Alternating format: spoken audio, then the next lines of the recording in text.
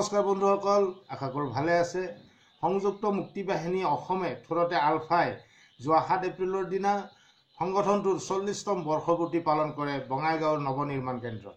সেই অনুষ্ঠানৰ পতাকা উত্তোলনৰ কিয়দংশ মই ইতিমধ্যে ইয়াৰ আগৰ ভিডিঅ'টোত আপোনালোকলৈ আগবঢ়াইছোঁ। যদি আপোনালোকে চোৱা নাই, ডেছক্ৰিপশ্যনত দি দিছোঁ, আপোনালোকে পুনৰ তাত ক্লিক কৰি চাব পাৰিব।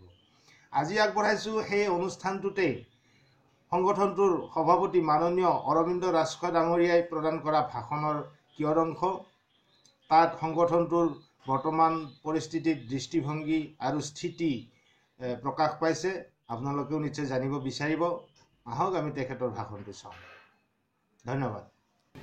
সংযুক্ত মুক্তি বাহিনী অসমৰ 40তম প্ৰতিষ্ঠা দিৱসৰ পাতনিতে আমাৰ দলৰ সৰ্বস্তৰৰ সহযোদ্ধালৈ অমৰ জাতীয় শ্বহীদসকললৈ আন্তৰিক শ্ৰদ্ধাঞ্জলি জ্ঞাপন কৰিছো।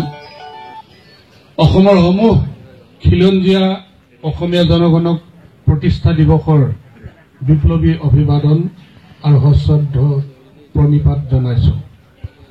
আমাৰ দলৰ সমূহ সতীৰ্থবৃন্দলৈ বিপ্লৱী শুভেচ্ছা জ্ঞাপন কৰিছো। ত্যাগ, বলিদান, সংগ্ৰাম আৰু সংকল্পৰ এই পবিত্ৰ ক্ষণত বীৰ জাতীয় শ্বহীদৰ আত্মীয় স্বজন তথা নিৰ্যাতিতসকললৈ সমবেদনা জ্ঞাপন কৰিছো। যিসকলে জাতীয় সংগ্ৰামৰ দায়িত্ব নিষ্ঠাৰে পালন কৰিবলৈ গৈ চিৰৰোগীয়া হ'ল আৰু যিসকলে পংগুত্ব জীৱন অতিবাহিত কৰি আছে, তেওঁলোক সকলোটিলৈকে আন্তৰিক সহমৰ্মিতা জ্ঞাপন কৰিছো। সংযুক্ত মুক্তি বাহিনী অসমে অসমৰ জাতীয় স্বাৰ্থতে বহু যত্ন, বহু প্ৰত্যাখ্যাৰে অসম ভাৰত সংঘাতৰ শান্তিপূৰ্ণ ৰাজনৈতিক সমাধান আলোচনাৰ এজেণ্ডাৰ উন্নয়নমূলক বিষয়বোৰত সহমতত উপনীত হলেও ৰাজনৈতিক বিষয়ত বিশেষভাৱে অসমীয়া জাতি, জনজাতি, জনগোষ্ঠীকে প্ৰমুখ কৰি সমূহ খিলঞ্জীয়া জনসমাজৰ সম্পদ আৰু ভূমিৰ অধিকাৰ, ৰাজনৈতিক সাংবিধানিক সুৰক্ষাৰ বিষয়ত সহমতত উপনীত হ'ব পৰা নাই। এই কাৰণতে আলোচনা বিলম্ব ঘটিছে। অৱশ্যে আমি পূৰ্বে ভাৰত যুক্তৰাষ্ট্ৰৰ 2019 চনৰ লোকসভা নিৰ্বাচনৰ পূৰ্বে আলোচনা চূড়ান্ত কৰাৰ দাবী ঘোষণা কৰিছিলো। নহলে আলোচনা ত্যাগ কৰাৰ সিদ্ধান্ত ব্যক্ত কৰিছিলো। কিন্তু আলোচনাৰ ৰেহৰূপ আৰু পৰিস্থিতিলৈ লক্ষ্য কৰি শেহতীয়াভাৱে কেন্দ্ৰীয় সমিতিয়ে আলোচনা বাহাল ৰখাৰ সিদ্ধান্ত গ্ৰহণ কৰিছে।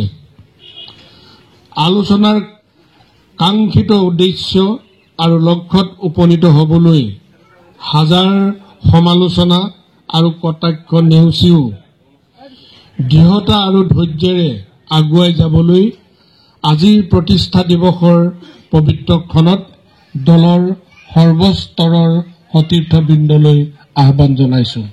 সংযুক্ত মুক্তি বাহিনী অসমে ভাৰতীয় লোকসভা নিৰ্বাচন অথবা বিধানসভা নিৰ্বাচনত অংশ নলওঁ কিয়?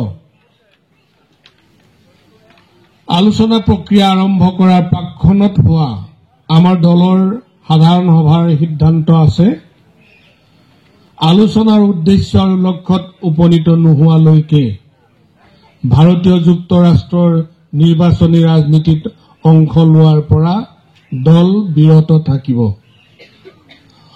অসমৰ জনগণক বৰ্জন কৰাৰ কাৰ্যসূচী আমি গ্ৰহণ কৰা নাই। আলোচনা চূড়ান্ত পৰ্যায়ত উপনীত নোহোৱা পৰ্যন্ত এই সিদ্ধান্তই কাৰ্যকৰীভাৱে বলবৎ থাকিব।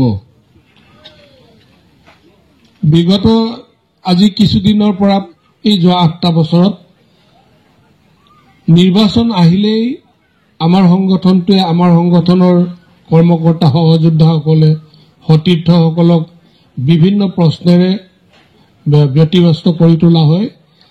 এই প্ৰশ্নবিলাকৰ প্ৰধান বিষয়টো হ'ল এইবাৰ নিৰ্বাচন আহিছে, আপোনালোকৰ স্থিতি কি বা আপোনালোকে অংশ ল'বনে নলয়। বহু সময়ত আমাৰ সতীৰ্থসকলে আমি পাহৰি যাওঁ যে আমি এদিন এই আলোচনা প্ৰক্ৰিয়া আৰম্ভ কৰাৰ সময়ত আমি সিদ্ধান্ত লৈ থৈছিলোঁ। সেইটো কাৰণতে তেনেকুৱা সময়ত আমাৰ ব্যক্তি বিশেষে সতীৰ্থ বিশেষে আমি সুকীয়া সুকীয়া মন্তব্য দি নিজৰ ভিতৰতো এটা বিভ্ৰান্তিকৰ পৰিস্থিতিৰ সৃষ্টি হয়, জনগণৰ মাজতো বিভ্ৰান্তিৰ সৃষ্টি হয়। সেইটো কাৰণতে আকৌ এবাৰ স্পষ্ট কৰি পিনি দিছো, এইটো নিৰ্বাচন বৰ্জন কৰাৰ জনগণক নিৰ্বাচন বৰ্জন কৰাৰ কাৰ্যসূচী সংযুক্ত মুক্তি বাহিনী অসমে দিয়া নাই। আৱশ্যকীয় সহযোগিতাৰ অভাৱত নিৰুদ্দিষ্টসকলৰ সন্ধানৰ বিষয়টো চূড়ান্ত হ'ব পৰা নাই। এই জ্বলন্ত সমস্যাটো এক সিদ্ধান্ত গ্ৰহণেৰে নিৰ্দিষ্টসকলৰ পৰিয়ালকেইটিক সমাধান দিয়াত দল দায়বদ্ধ হৈ আগন্তুক দিনত দল দায়বদ্ধ আৰু ইয়াক এটা সমাধান দিয়াৰ কাৰণে ইয়াৰ চেষ্টা অব্যাহত ৰাখিব। খিলঞ্জীয়া অসমীয়াৰ একতা, অসমৰ জাতীয় মুক্তি সংগ্ৰাম, অসমৰ জাতীয় মুক্তি সংগ্ৰাম, জয় অসম।